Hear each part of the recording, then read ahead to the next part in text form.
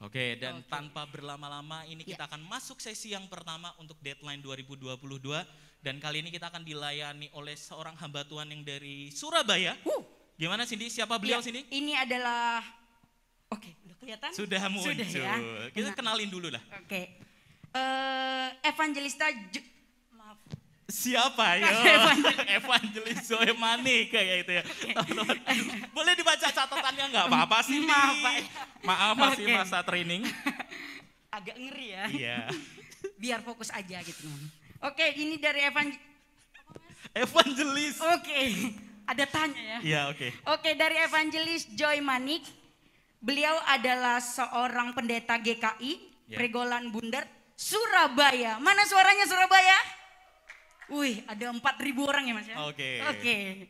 Beliau merupakan seorang mentor rohani, senior yang cukup aktif menyuarakan tentang relasi serta hubungan yang relevan dengan kehidupan anak Biasanya muda. kalau saya follow beliau kayak gitu ya. Biasanya postingannya tuh selalu saya save dan masukin dalam folder cinta yang berpikir. Asik. Kayak gitu. Asik kali ya Mas. Soalnya postingan itu bikin mikir gitu.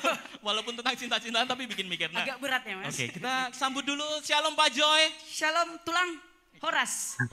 Halo, Udahlah. Horas. Wah, mantap Panik ini. soalnya, Oh Mas. iya, oke.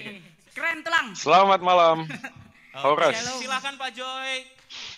Oke, langsung. Kami persilakan kepada Pak Joy. Oke, selamat malam guys. Senang banget dikasih kesempatan buat sharing. Saya punya waktu kurang lebih 30 menit. Saya akan coba langsung share materi saya hari ini. Oke. Nah, teman-teman sekalian, kita akan bicara tentang gender equality, kesamaan gender. Jadi mungkin ada baiknya kita untuk memahami dulu. Tadi udah beberapa ya, ada spoiler di depan tadi, ada teman-teman yang udah ngasih apa sih, bisa atau enggak sih kita ini equal dan lain sebagainya. Nah ini tema yang sangat menarik, apalagi di dalam zaman postmodern ya, seperti sekarang ini ya.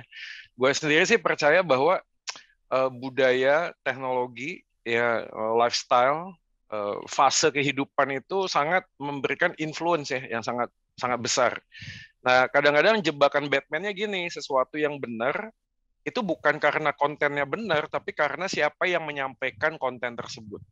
Ya, dan ini adalah sebuah apa ya? Kalau bahasanya itu dulu ada yang namanya tuh ini apa namanya post kolonialisme teologi. Wah, tambah berat ya supaya kelihatan pinter dikit ya. Jadi ada post kolonialisme teologi itu yang berusaha untuk mencari akar sejarah yang berkaitan dengan kenapa pertama kali kekristenan itu muncul, khususnya di Indonesia ya. Dan kita memang nggak bisa menampik bahwa munculnya dari para misionaris yang pada saat yang sama adalah penjajah gitu pada saat itu ya.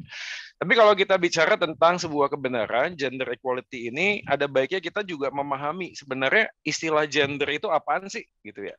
Nah, gender itu sebenarnya adalah sebuah sikap, perasaan, perilaku yang diasosiasikan oleh sebuah budaya dengan seks biologi seseorang. Jadi coba di garis bawahi ya, ini ada kata sikap, perasaan, perilaku yang kemudian digambarkan dengan dua hal, yaitu hal-hal yang sifatnya biologis ya organ tubuh dan juga ada budaya. Makanya ada istilah tentang maskulin dan feminim.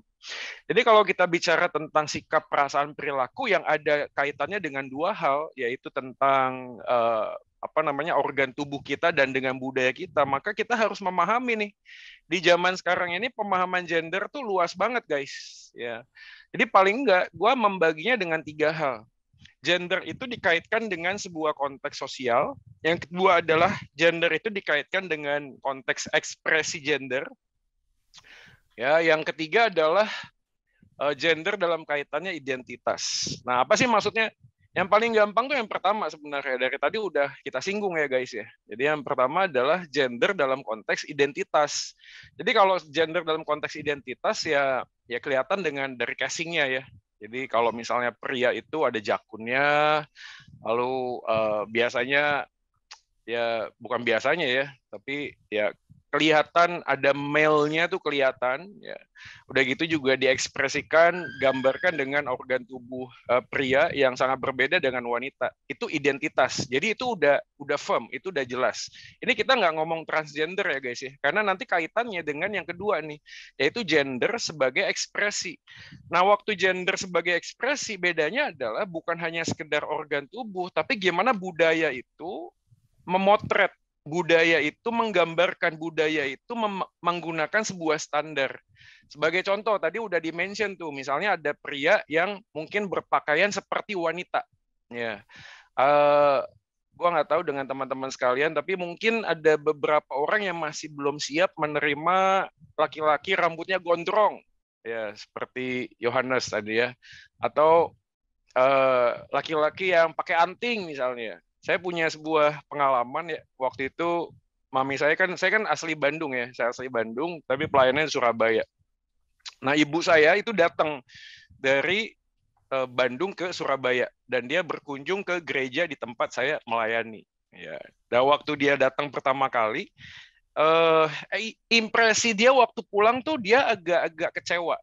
Terus saya tanya, Mam, kenapa kok kayaknya kayak gitu banget? Dia bilang gini, gereja kamu tuh nggak sopan. Saya tanya, maksudnya nggak sopan tuh kenapa, mah?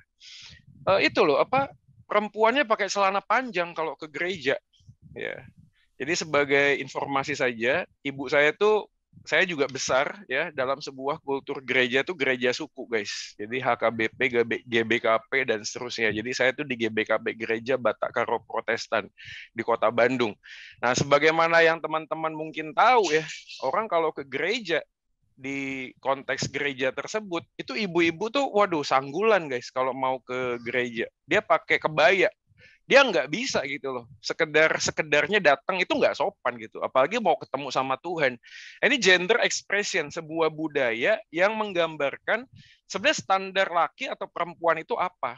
Nah, ini kaitannya dengan apa yang ketiga nih, yaitu gender dalam konteks sosial. Dalam konteks sosial berarti ada sebuah kesepakatan tentang apa itu pria, apa itu wanita. Nah, biasanya gender sosial itu menitik beratkan kepada hal-hal yang sifatnya praktis, misalnya hal yang kita lakukan sehari-hari.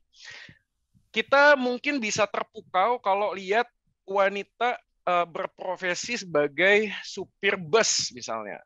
Ya, supir truk gitu ya. Misalnya ya, kita lihat supir trans apa sih namanya? Bis itu ya. Pokoknya bis yang di Jakarta itu namanya apa sih? Ya, kita langsung kayak mengangkat isu itu sebagai wah ini Kartini masa kini gitu ya. Jadi ada sesuatu yang kita memang mengangkat konteks dalam gender yang sifatnya itu sosial. Jadi supaya kita bisa memahami waktu kita ngomong tentang gender equality, saya yakin ini bukan masalah berpakaian sih. Ya, apakah laki bisa berpakaian kayak cewek, cewek bisa berpakaian kayak cowok? Bukan masalah itu sih. Bukan juga masalah tentang hal yang sifatnya sosial. Walaupun memang nanti pada waktu kita masuk dalam konteks pernikahan, nanti kalau kita bahas, secara sosial, kita ini nggak siap kalau lihat cowok itu kerja di rumah sambil nimang anak, dan ceweknya tuh kerja di luar gitu loh. Ya. Karena gimana pun juga ini nggak semudah seperti kita mikir, oh nggak apa-apa kok, sama-sama aja, yang penting kita bisa saling mengerti. Nggak bisa. Kenapa? Karena social pressure-nya tinggi, guys. Apalagi kita yang cowok-cowok ini ya ketemu dengan sebuah gambaran sosial, nggak usah ngomong tentang tetangga ya. Kita ngomong sama mertua kita, sama orang tua kita aja nggak gampang gitu loh. Kerjaan lu apa hari ini? Oh, gue udah nyuci piring, gue udah ngepel. Terus istri lu kemana? Oh, istri gue itu cari duit gitu ya. Ya, karena gimana pun juga nanti siapa yang pegang uang, siapa yang menghasilkan uang akan berhak memutuskan uang itu buat apa. Nah, that's a problem gitu. Jadi tidak sesederhana seperti itu. Ya, walaupun nanti kemudian pada waktu kita menikah dan punya anak, gambaran siapa yang akan menjaga anak juga yang nggak bisa gitu loh.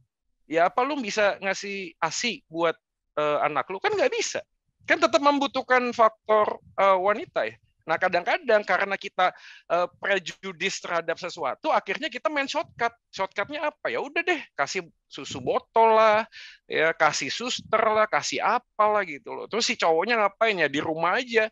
Di rumah yang ngapain ya? Jaga rumah lah, lu bersihin rumah. Kalau bisa bayar pembantu ya lu jagain pembantu. Ya ini hati-hati juga, ntar jadi jatuh cinta sama pembantu juga gitu, asisten rumah tangga. Ini kan celaka juga gitu. Tapi bagian tentang gender equality ini tidak sesuatu tema yang gampang sekali kita ngambil sebuah kesimpulan. Nggak gampang.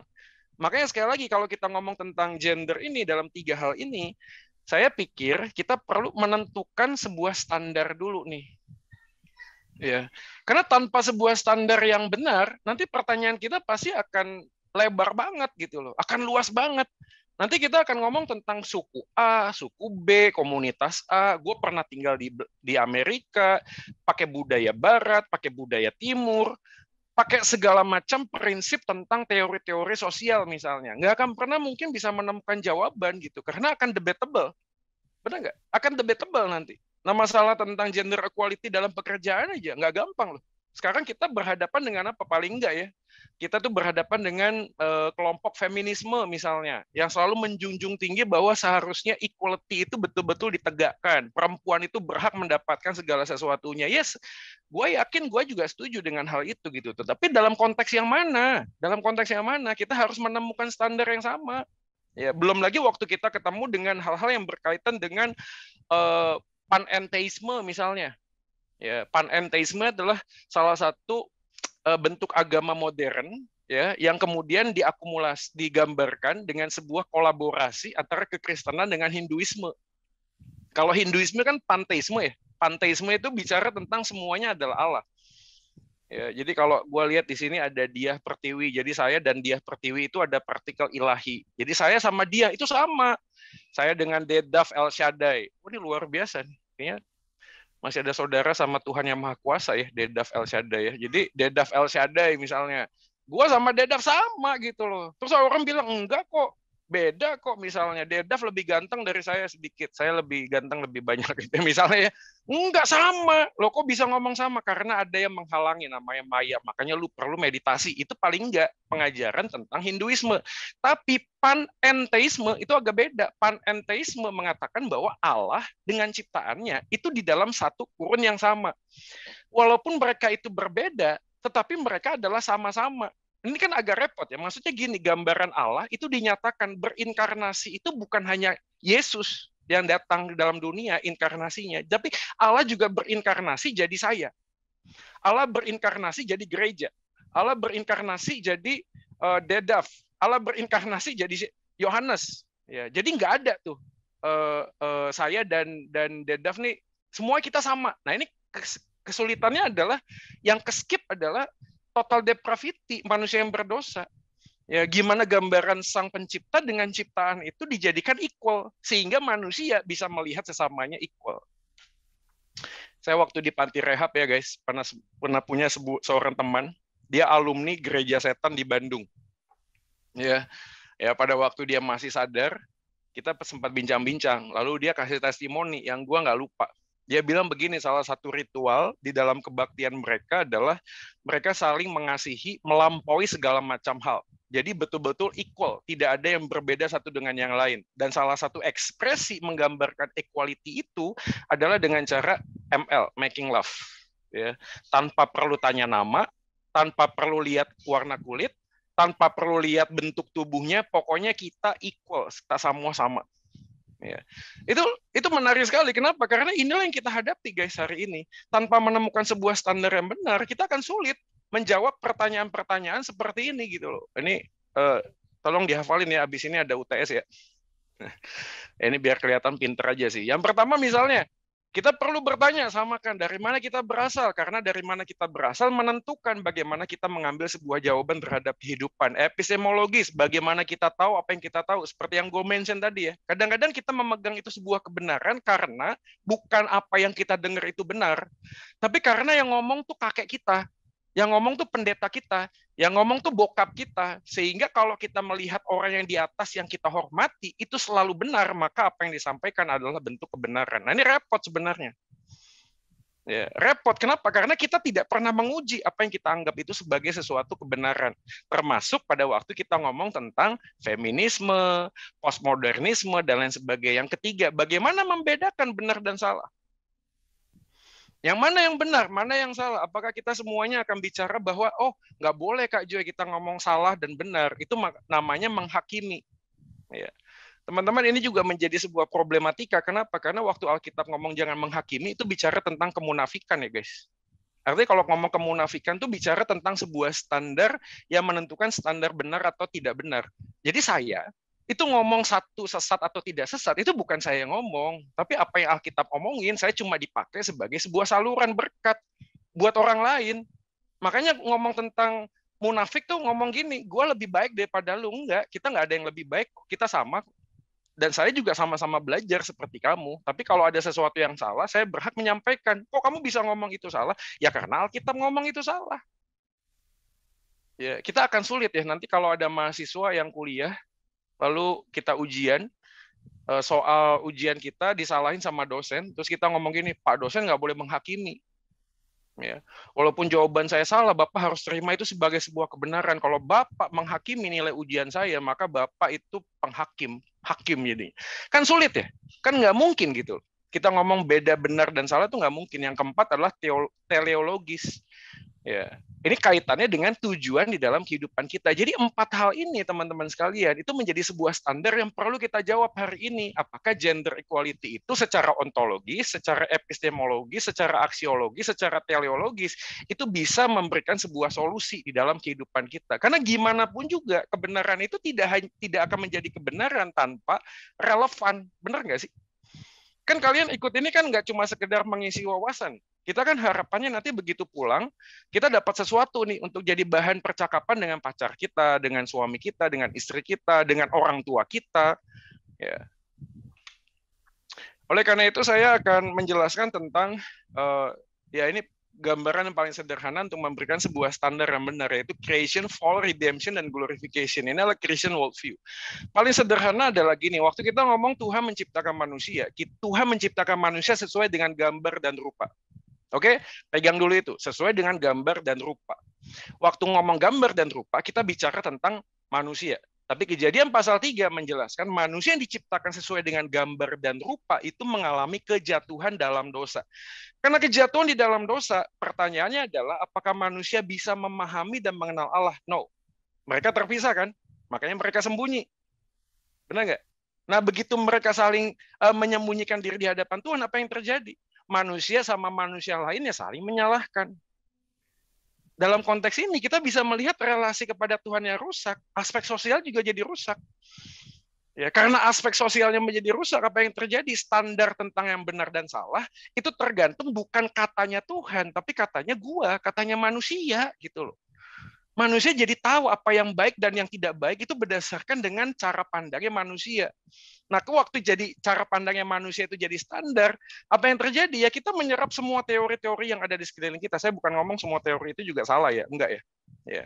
Tapi kita perlu memahami bahwa tidak ada jalan lain selain kita masuk dalam proses yang ketiga, redemption, ketemu dengan Yesus. Ketemu dengan Yesus, menjadikan Yesus sebagai pusat di dalam semua pengambilan keputusan dalam hidup kita.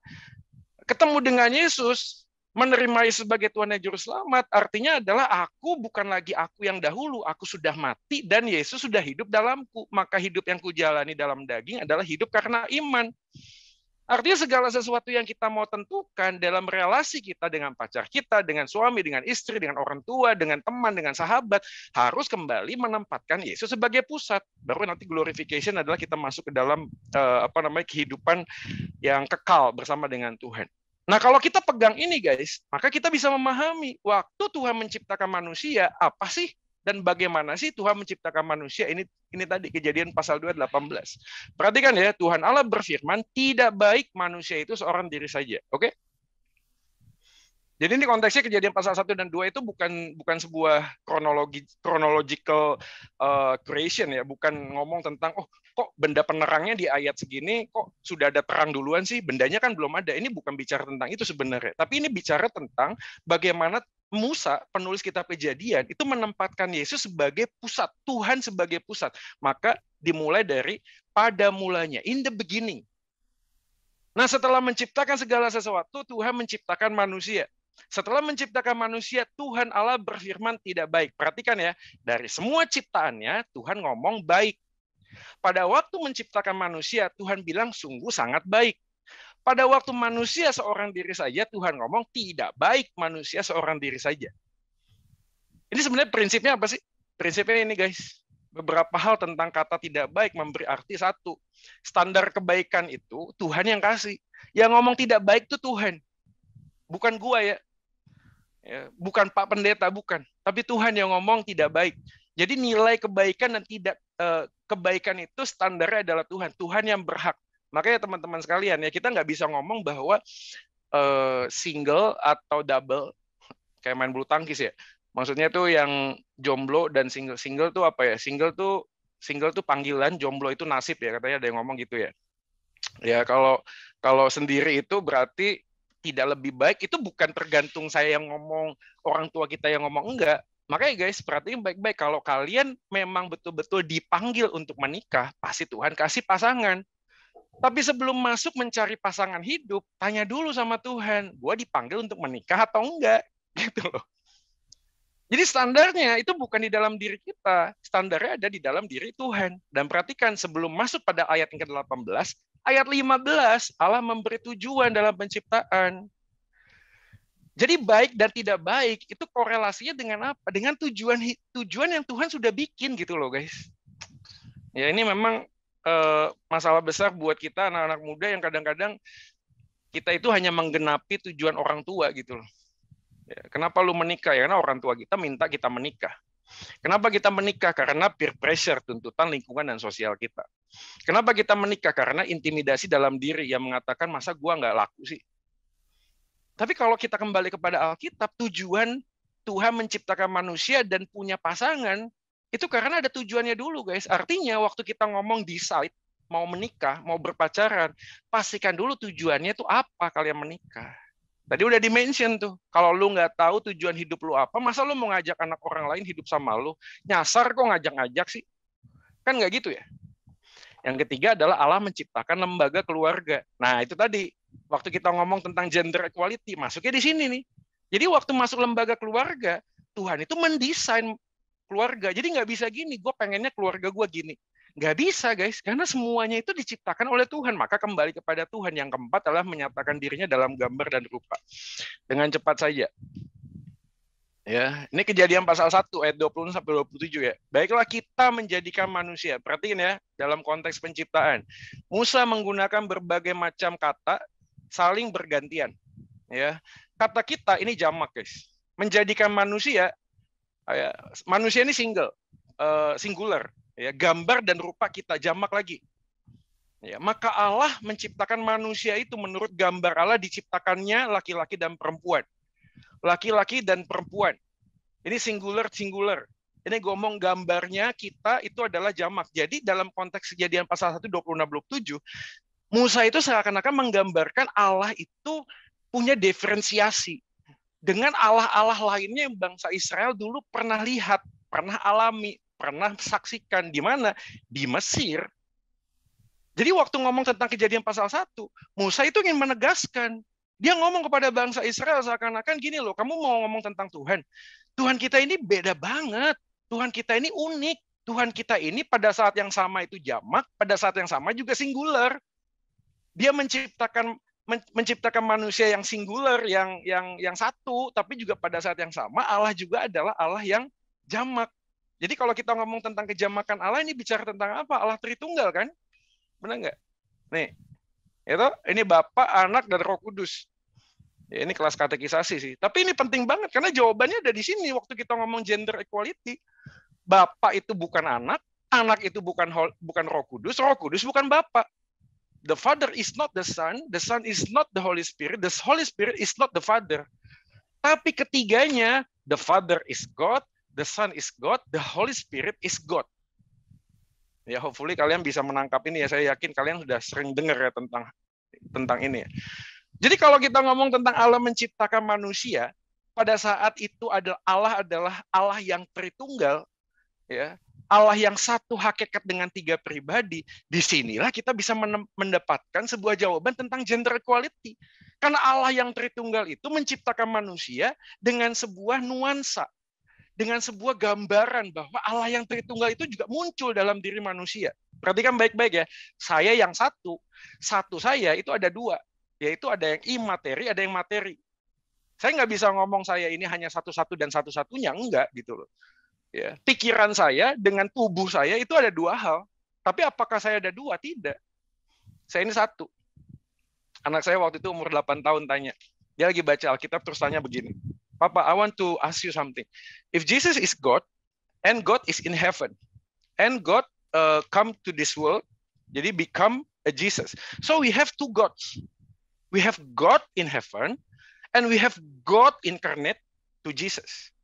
Ya perhatikan ya, ini menarik loh ya. Ini anak 8 tahun ya. Lalu apa yang saya lakukan? Saya ambil handphone saya guys. Ini hikmah Tuhan ya. Lagi-lagi ini analogi dan gambaran ya. Banyak sekali sih contohnya. Terus saya capture foto saya ya dengan selfie mode. Saya foto. Lalu saya tunjukin. Saya bilang gini, "Nak, ini siapa?" Ya, oh itu Papa. Terus saya ambil iPad saya foto lagi foto yang di dalam iPhone, lalu saya tunjukin. Ini siapa? Di iPad. Dia bilang, itu Papa. Ini siapa? Di iPhone. Itu Papa. Ini siapa? Itu Papa. Saya tanya, kamu punya 3 Papa apa 1 Papa? Dia bilang 1 Papa. That's true, man. Ya, iPad bukan iPhone, iPhone bukan iPad, saya bukan iPad, saya bukan iPhone. Tapi dari ketiganya menyatakan siapa Allah. Sekali lagi ya, ini contoh tidak sempurna. Jadi jangan dipakai buat ke yang lain ya, nanti pada bingung nanti. Tapi ini gambaran aja, karena ini anak 8 tahun. Ya. Dari sini kita mendapatkan sebuah pelajaran. Apa itu pelajarannya? Ini. Equality based on Trinity, ontologically, Bapa, Anak, dan Roh Kudus itu sama. Dia Tuhan. Ya, hopefully kalian nangkap ini ya. Tapi ingat ya, waktu Yesus berinkarnasi jadi manusia, kita baca kalimatnya apa? Aku datang untuk menggenapi kehendak Bapa. Aku tunduk hanya kepada Bapa. Dia berdoa di Taman Getsemani, kalau boleh jangan kehendakku tapi kehendak Bapa. Perhatikan ya, aku diutus oleh Bapa. Seakan-akan economically waktu masuk dalam sebuah relasi, Yesus ada di bawah. Ini ordo ya. Bapak di atas, saya bukan ngomong terus ini hierarki, terus kita masuk dalam sebuah pengajaran sesat, ya enggak. Tapi harus dua-duanya. Yesus adalah Allah, yes. Bapak adalah Allah, yes. Ya. Roh Kudus adalah Allah, yes, that's true. Tapi begitu masuk di dalam sebuah relasi, Bapak mengutus anaknya yang tunggal. Is that right? Betul nggak sih? Yesus mengutus Roh Kudus, benar? Maka akan datang roh penghibur ketika aku pergi daripada engkau. Yohanes pasal 14. Ya. Jadi kalau kita ngomong dari sini, kita dapatkan apa sih jawabannya? Gini loh, cowok dan cewek ontologically itu sama di hadapan Tuhan. Sama. Tapi begitu laki dan perempuan ketemu, laki itu pemimpin, guys. Ya, pemimpin. Makanya Efesus pasal 5 itu kan suami kasihilah istrimu. Istri hormatilah suamimu, kan gitu ya. Ini ngomong Efesus pasal 5 ya. Perhatikan baik-baik ya. Efesus pasal 5 itu bicara tentang ketundukan laki dan perempuan ke laki. Benar? Laki mengasihi perempuan, betul?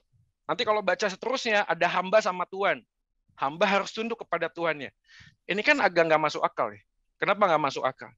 Paulus ini ngomong sesuatu yang zaman dulu tuh udah dilakukan. Di budaya tradisi kuno dulu, perempuan itu tunduk kepada laki. Ingat nggak sih cerita-cerita tentang Abraham dan Sarah?